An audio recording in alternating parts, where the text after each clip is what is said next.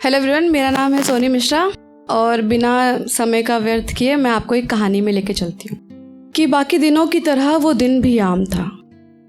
Table पे मेरा breakfast और दूसरी ओर ऑफिस का सामान था और आती हुई एक मीठी सी आवाज़, एक दिन हमारे साथ भी बिता लो, ऐसी भी क्या मजबूरी है। अच्छा, आज ऑफिस जाना क्या इतना ज़रूरी है। निकलते वक्त उसने लंच का डब्बा मेरे हाथ में थमाया था। मेरे माथे पे उसने सुरक्षा तिलक भी लगाया था और घर का सारा पेंडिंग काम मुझे याद दिलाया था। और मेरी 1 साल की बच्ची जो ठीक से बोल भी नहीं सकती, उससे पापा को बाय कहो ये भी कहलवाया था। अच्छा चलो मैं चलता हूँ वरना देर हो जाएगी। तुम्हारे साथ बातों में लगा रहा तो रात से सवेर हो जाएगी। मैं निकल गया रास्ते में उन मुस्कुराते चेहरों को पीछे छोड़कर। आगे जाके देखा तो कुछ दोस्त खड़े थे गली के मोड़ पर। जान हाल चाल उनका कहा, चलो चलता हूँ, अभी थोड़ा जल्दी में हूँ, तुमसे फुर्सत में मिलता हूँ कभी। चलो देर सवेर मैं ऑफिस पहुँच गया। बॉस का चेहरा देखकर मैं उनका गुस्सा समझ गया। आज जाने क्यों ध्यान बार बार घर की तरफ जा रहा था। घर का हर पेंडिंग काम मुझे याद आ रहा था।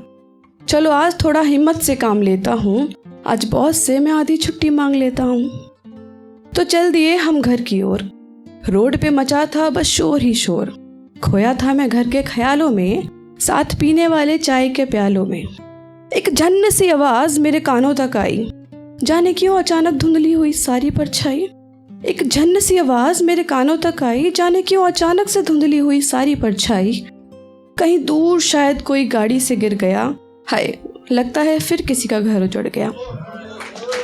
शुक्रिया। इसे दुनिया की रीत समझ मैं आगे को बढ़ गया। चलो जैसे तैसे मैं भी घर पहुंच गया।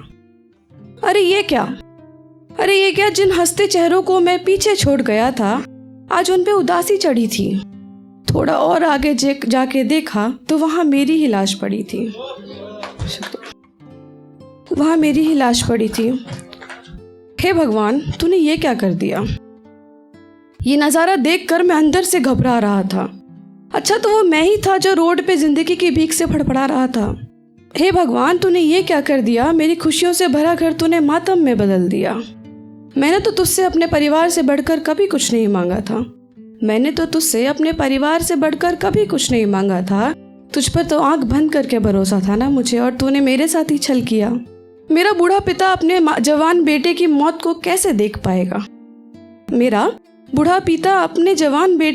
को कैसे देख पाएगा।